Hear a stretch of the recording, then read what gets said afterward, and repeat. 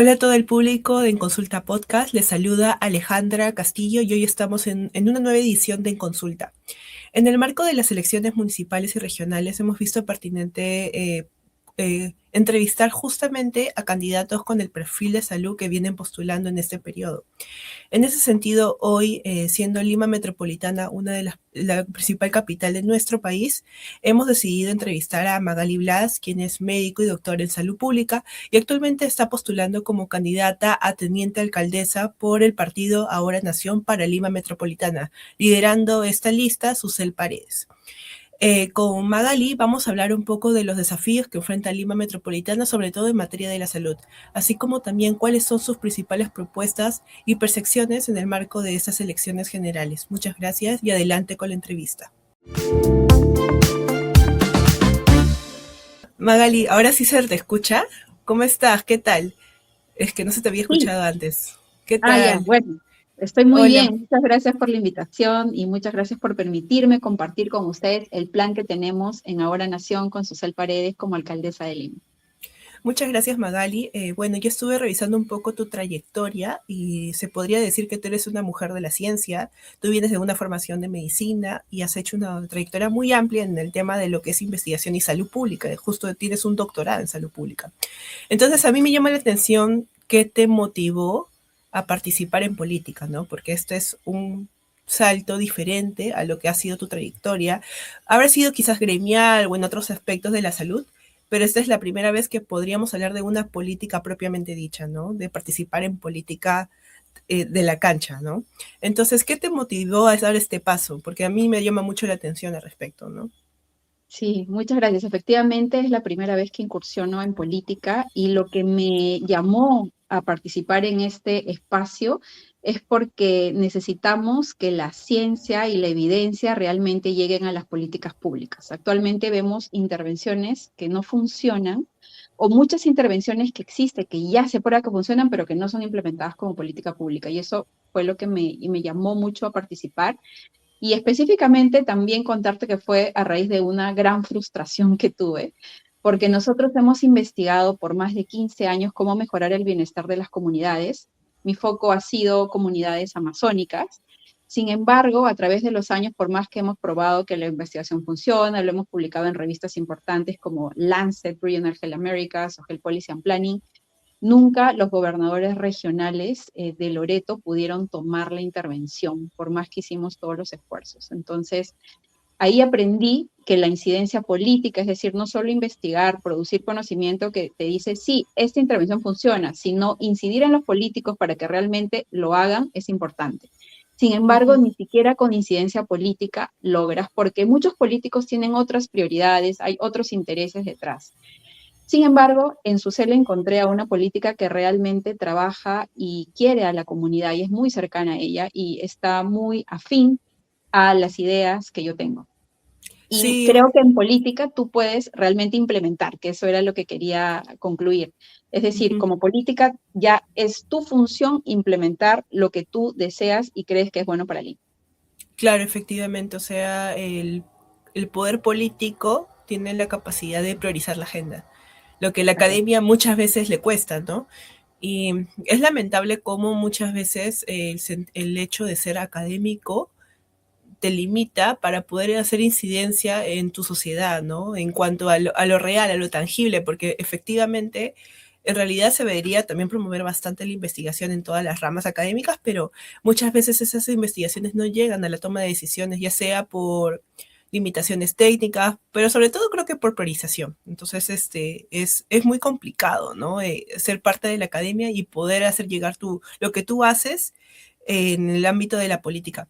En ese sentido, ¿qué te hace diferente, por ejemplo, de Ed Málaga, ¿no? Que él también vino un poquito con ese discurso en a la elección anterior y al final terminó decepcionando a muchos de sus votantes que apostaron por él justamente por la ciencia, ¿no? Bueno, tengo muchas diferencias. En primer lugar, el género y mi trabajo comunitario. Uh Mi -huh. trabajo se ha enfocado enormemente, a diferencia de él, en salud pública, en cómo promover el bienestar de las comunidades desde la casa de las personas. Y es esa experiencia que tengo Uh -huh. trabajando en el Perú que quiero llevar a la municipalidad y por eso es que me he encargado de escribir la sección del Plan de Salud de Ahora Nación. Creo que mi experiencia en la visión que tengo de lo que es salud, que no es concebida como muchos políticos la tienen, ¿no? Vamos a inaugurar 50 hospitales o vamos a inaugurar 100 postas. La salud no se basa en inaugurar hospitales. Al contrario, Ujú, cuando tú ya tienes a una persona que ha llegado enferma a un hospital, es porque has fallado como sistema de salud en evitar que esa persona se enferme, porque es cierto, en salud pública trabajamos en promoción de la salud y prevención de la enfermedad. Nuestra misión como saludistas es evitar que las personas lleguen a un hospital. Y creo que esa es la gran diferencia que tengo, no solo con políticos tradicionales que trabajan en salud, sino también con algunas personas que tienen un enfoque de salud diferente, donde el foco es la enfermedad, ujú. manejar la enfermedad, cuando mi foco es el bienestar de las personas. Interesante. Ahora, estuve revisando un poco las propuestas que ha venido mencionando Susel a lo largo de sus entrevistas y menciona que en caso ella, su plancha ahora Nación, gane las elecciones municipales, lo que correspondería hacer es asumir las funciones de salud por parte de la Municipalidad de Lima Metropolitana. ¿Tú crees que esto es viable, es posible? Porque ha sido algo que ha sido muy relegado por los alcaldes anteriores, ¿no? Entonces, he escuchado muchas veces esta propuesta, pero nunca la he visto como la iniciativa de implementarse. Así es, yo pienso que es viable, pero lo que vamos a hacer inicialmente es tomar los centros de salud mental comunitarios. Creemos que salud mental, aparte de las enfermedades crónicas que hay, es un gran problema que tenemos, con niveles altísimos de depresión, ansiedad y además alcoholismo y drogadicción. Ujú. Entonces, creo que los centros de salud mental comunitarios que están súper cercanos al territorio y porque están en nuestra área, son los primeros que tomaremos. Y luego vamos a evaluar, y eso es lo que hemos quedado con Susel, para ver cómo sería el plan de lo siguiente, porque tenemos que ver cómo nos dejan también la municipalidad. Entonces, Entiendo, eso es lo que sería como vamos. un piloto, algo así. Sí, lo que vamos a hacer es primero tomar los centros de salud mental comunitarios y luego evaluar qué podemos hacer con el resto, porque tenemos que estar bien seguras de lo que vamos a hacer. Y creemos que los centros de salud mental comunitarios son los principales y los primordiales que están en nuestro territorio que podemos adoptar. Y ahí no entrarían en conflicto un poco con los centros especializados como Iguchi, me parece que se llama, no, no me acuerdo muy bien el nombre, o Honorio Delgado, sí, con eso, sí, o con otros centros de salud mental que han venido promoviendo estos espacios comunitarios, ¿cómo se llaman? Centros comunitarios. ¿No en entrarían realidad en no. conflicto con su gestión? En realidad no, el Instituto de Salud Mental Honorio Delgado Hideyo Noguchi, que justo está al lado del Hospital Cayetano Heredia, en realidad es un centro nacional de referencia, ¿no? Es al que vas después de ya agotaste tu tiempo en tu centro de salud mental comunitario porque tienes una complicación mayor y luego te derivan al Honorio Delgado.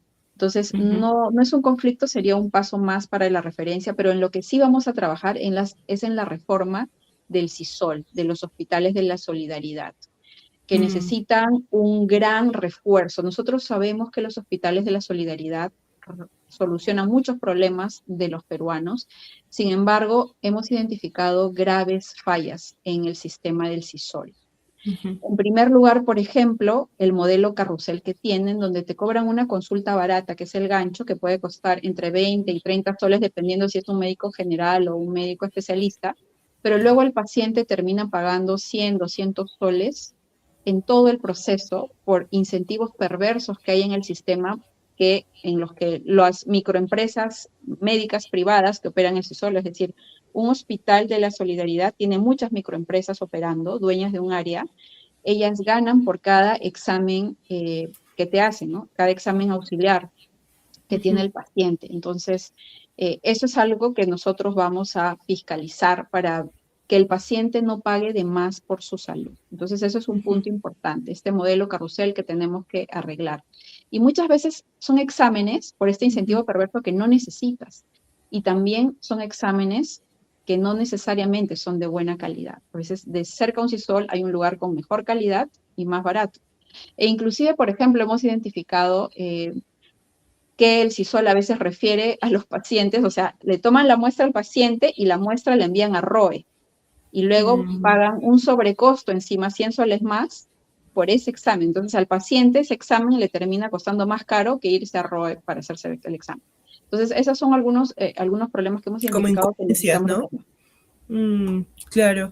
Y Y lo otro es otro, el seguimiento, ¿no? Que no hay el seguimiento de los pacientes, si no hay un foco en prevención en los isoles, es básicamente curación, ¿y tratamiento. qué opinas sobre la participación de los pacientes en el marco de Bueno, la salud?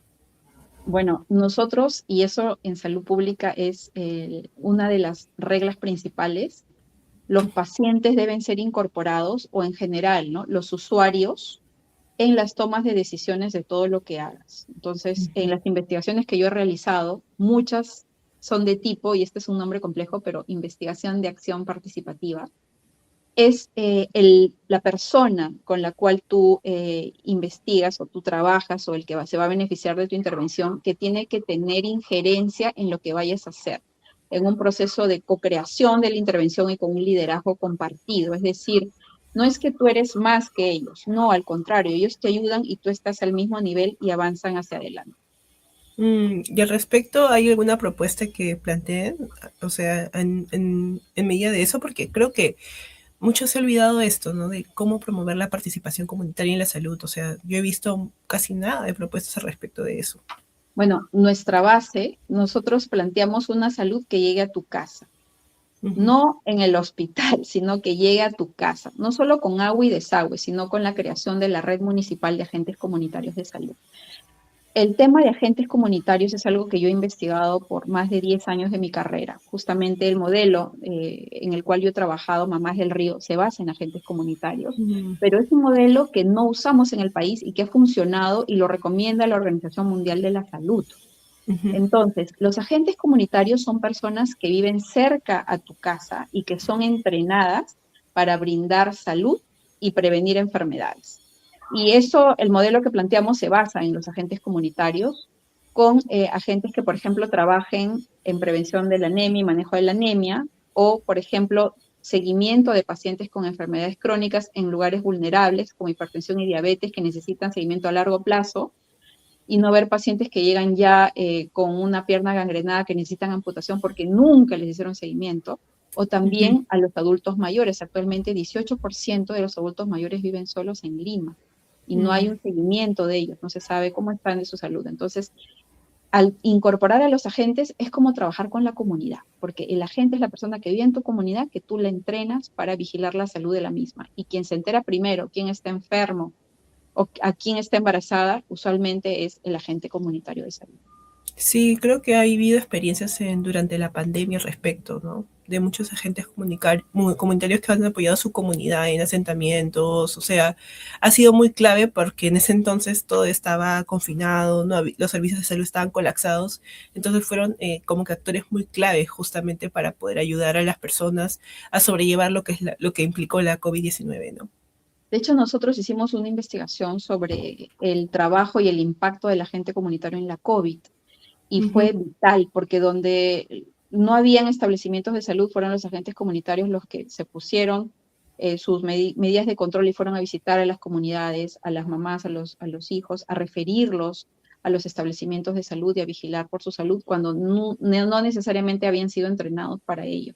Pero sí, los ujú, agentes comunitarios fueron vitales en la pandemia de la COVID, así como en la epidemia del cólera, también lo fueron. ujú.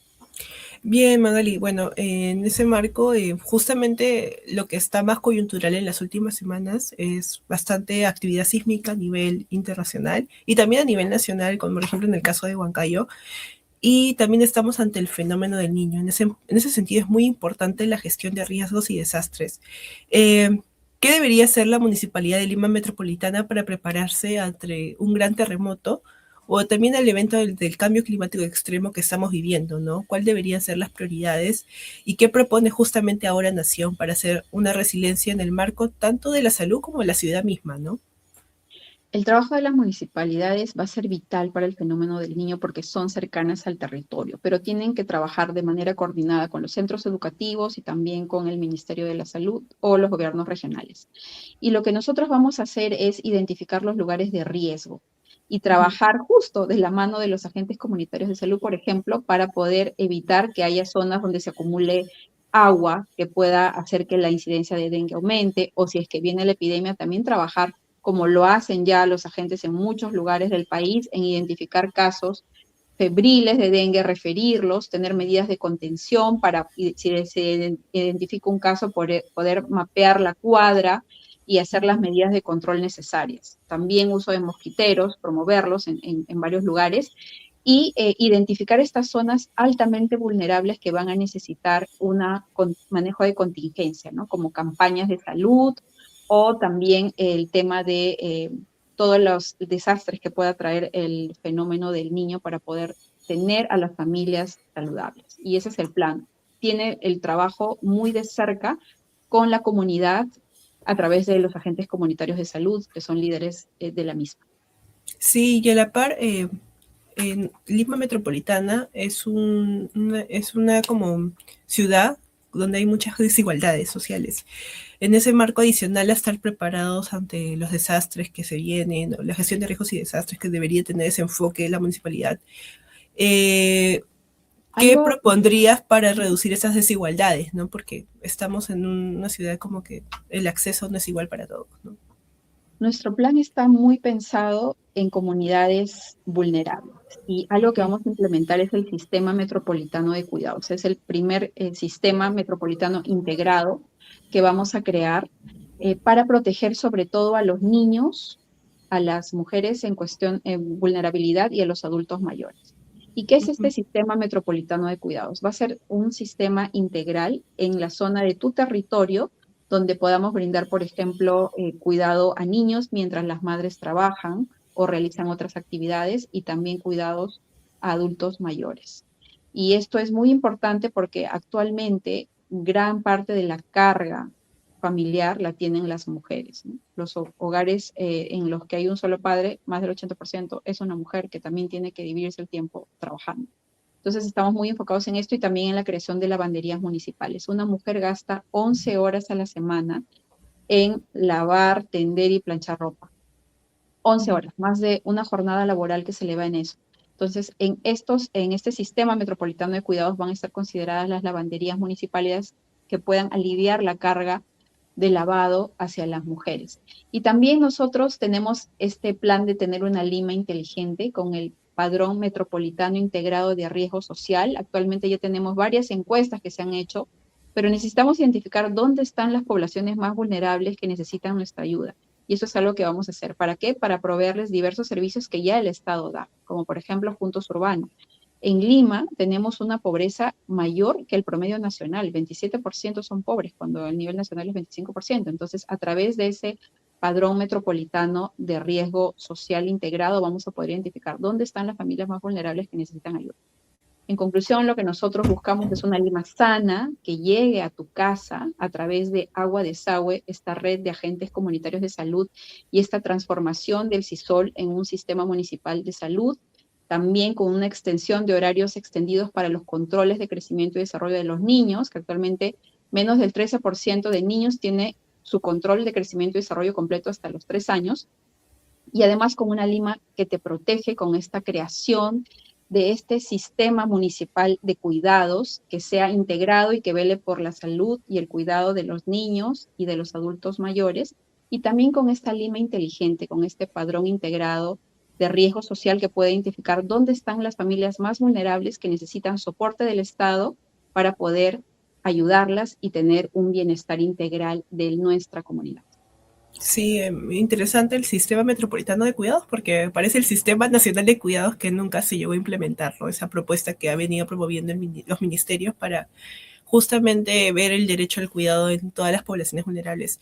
En general, tus propuestas me parecen muy interesantes, pero a mí me preocupa un poco la capacidad económica que tenga la municipalidad, sobre todo recursos tanto humanos como económicos, para poder implementarlos. No sé si lo han visto desde ese aspecto, ¿no? Que es el aspecto financiero, la viabilidad de tus propuestas.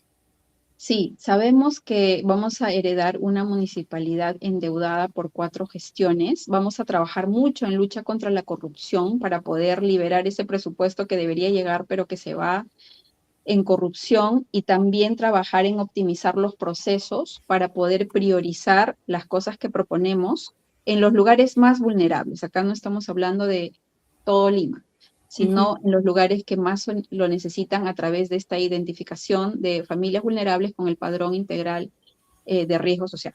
que vamos a implementar. Bien, frente a candidaturas como las de Carlos Bruce, Allison o Rafael López Aliaga, ¿cuál es la principal diferencia política de Ahora Nación frente a ellos, ¿no? Y porque son los candidatos, se podría decir, más voceados actualmente. Los candidatos, las propuestas que he escuchado están muy enfocadas en construir obras de cemento concreto. Nosotras estamos muy enfocadas en mejorar el bienestar de las comunidades desde las mismas y con las mismas, es decir, de la mano de ellas. Creo que ese es el enfoque. Y en salud, nuestro enfoque es muy interesante porque tiene que ver con la prevención y la promoción, no con la construcción de más soles. Al contrario, nosotros sabemos que alivian el cuidado de los pacientes, pero el enfoque es algo que vamos a cambiar, también un enfoque mucho más preventivo. Creo que esas son las cosas que más se nos diferencia. Ellos trabajan mucho en obras, casas, pero poco hablan de promover el bienestar de las comunidades de la mano de las mismas. Bien, Magali, muchas gracias por la entrevista. No sé si quieres dar algunas palabras finales para toda la comunidad en consulta y también en general para las personas que no te conocen, por qué deberían apostar por Ahora Nación en esas elecciones municipales y regionales.